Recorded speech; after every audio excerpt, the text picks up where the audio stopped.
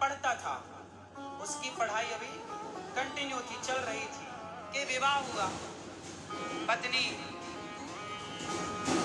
मैं बहुत आसक्त था, उसका पति बहुत सुंदर थी, बहुत अच्छी थी। एक दिन उसके कॉलेज से ऑफर आया कि आपकी आगे की पढ़ाई लंदन में होगी, आप चाहें तो यहाँ की गवर्नमेंट आपको पढ़ाने, आप अच्छे नंबर लाए हैं, आप योग्य हैं, तो आपको गवर्नमेंट अपनी तरफ से भेजेगी लंदन पढ़ने के लिए। जब ये प्रस्ताव आया, 3 साल के लिए लड़के को जाना था।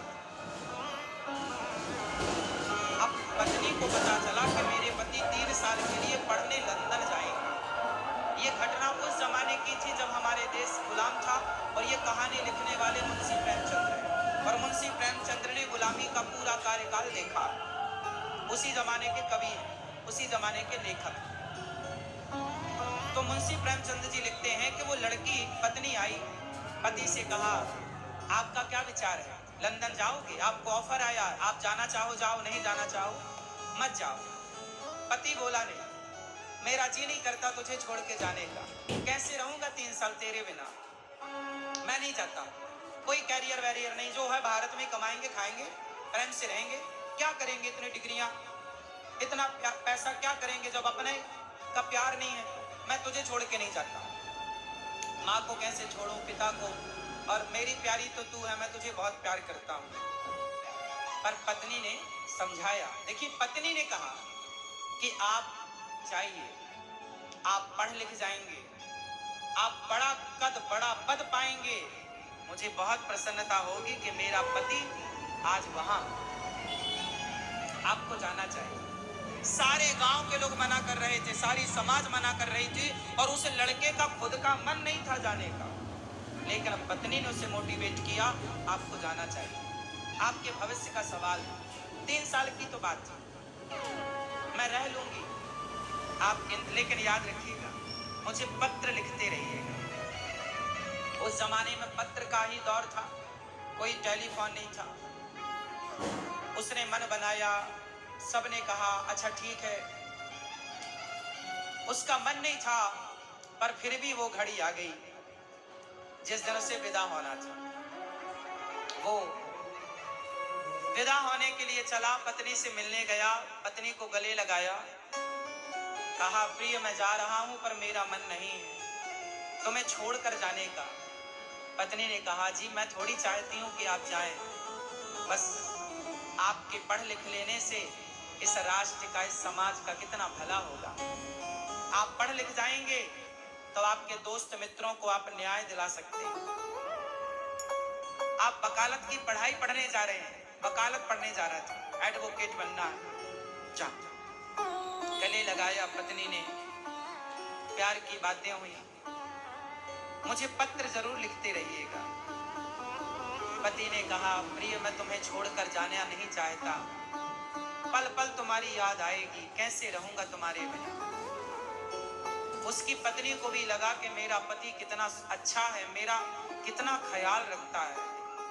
पति चला गया, ट्रेन में बैठा और वहां पहुंचा जहां से बड़ी बड़ी जहाजें, पहले यात्राएं जहाजों से होती थी, उस जहाज में बैठ के वो लंदन की ओर चला। वो लंदन पहुंचा, उसका कॉलेज उसे मिल गया, वो पढ़ना स्टार्ट कर दिया। परंतु हर महीने वो पत्नी को पत्र लिखता, पत्नी भी पत्र में उसको जवाब देती, हमें आपकी याद आ रही है। वो भी कहता, हम आपके बिना कैसे हैं। जैसे सब प्यार की उपमाएं वहां बहुत अच्छा मुंशी प्रेमचंद्र जी लिखते हैं, वो तो बहुत अच्छे कवि लेखक हैं। सब कुछ हुआ, 1 साल बीता, पत्र आने खत्म, पत्र आने बंद। पहले अब 2 महीने में एक बार आता, फिर 6 महीने में, अब तो साल भर हो गया, पत्र नहीं आया। पत्नी को लगा मेरे पति का पत्र नहीं आया। अब जब पत्र नहीं आया तो ये भी पत्र लिखती तो इस पत्र का कोई जवाब ना आए, तो जब जवाब ना आए तो लिखने से क्या फायदा। पत्नी को लगा पत्र आते थे तब तो मैं जी लेती, 3 साल नहीं 6 साल रह लेती, पत्र नहीं आ रहे हैं। पत्नी को लगा कि मुझे जाना चाहिए। वो पत्नी अपने पति को पाने के लिए देखने के क्या हाल है, लंदन में क्या चल रहा है, वहां की हवा ने कहीं उनके मन को परिवर्तित तो नहीं कर दिया। वो चली, लंदन चली वो महिला। गांव वालों ने रोका, ना ना मैं आ जाऊंगी, मैं पति को पाने जा रही हूँ। वो लंदन पहुंची, एड्रेस तो उसको पता ही था क्योंकि उसके कार्ड आते थे ना, पत्र आता था तो एड्रेस था।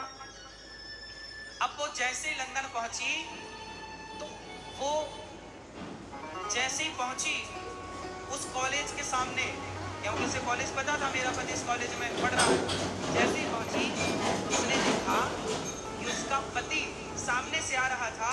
उसे लगा गले से लगाऊं, लिपट जाऊं, लेकिन ध्यान से देखा तो उसके बगल में कोई स्त्री और थी, एक लड़की थी, और वो लड़की का हाथ पकड़े जा रहा था। उसने तो ध्यान नहीं दिया पर इसने तो देखा। अब ये वहीं पर किराए का कोई घर लेके ना आसपास रहने लग गई और वॉच करने लग गई, देखने लग गई। उसको लगा मेरी आंखों ने धोखा देखा होगा, पर रोज उसी लड़की के संग आता, कॉलेज उसी के संग जाता। अब ये वहां लंदन में क्या करे, तो इसको सिलाई आती थी, तो इसने भारतीय ड्रेस बनाना स्टार्ट कर दिया कि भाई कुछ तो खाने को चाहिए ना, तो इसने सिलाई करनी शुरू कर दी। कुछ दिन के बाद वही लड़की जिससे उसके पति का इलू इलू था, वो लड़की आई और बोली बहन वो अगले हफ्ते मेरा ब्याह है, तो तुम मेरा लहंगा बना दोगी क्या, भारतीय ड्रेस सिल दोगी क्या? हाँ हाँ क्यों नहीं, मैं सिल दूंगी। अच्छा ये जानती थी कि यही वो लड़की है जिससे मेरे पति का चक्कर है, पर ये बहुत धैर्यवान लड़की थी। इस लड़की ने कहा कि आपका ये जो पति है, शादी इसी से होने जा रही है? वो नाम बताया, हाँ हाँ सुभाष उसका नाम था, सुभाष से आपकी शादी हो रही? हाँ हाँ, बहुत इंटेलिजेंट